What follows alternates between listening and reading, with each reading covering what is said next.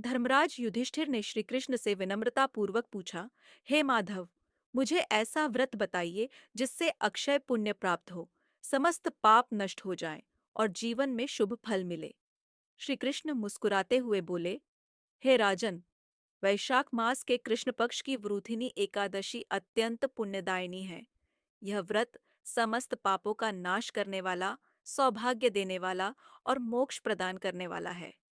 जो पुण्य सूर्य ग्रहण में स्वर्ण दान से मिलता है, वह इस व्रत से सहज ही प्राप्त हो जाता है। यह व्रत 10,000 वर्षों तक तप करने के बराबर फल देने वाला माना गया है।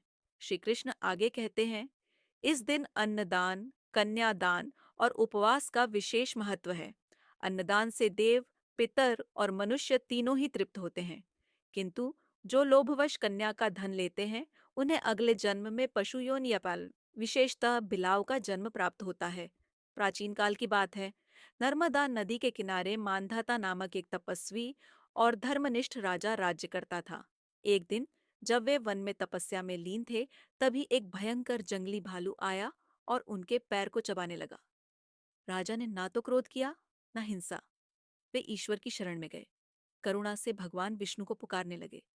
राजा की पुकार सुनकर भगवान विष्णु प्रकट हुए और उन्होंने अपने सुदर्शन चक्र से भालू का वध कर दिया।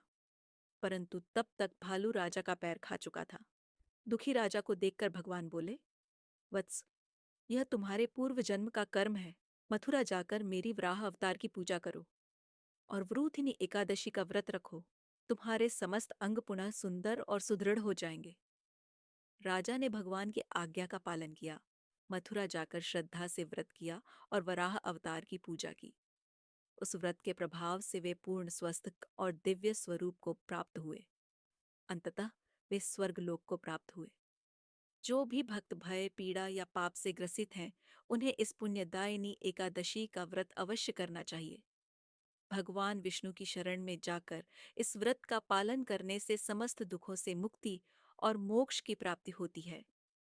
जय श्री हरि, जय वराह अवतार, जय वरूथनी एकादशी। धन्यवाद।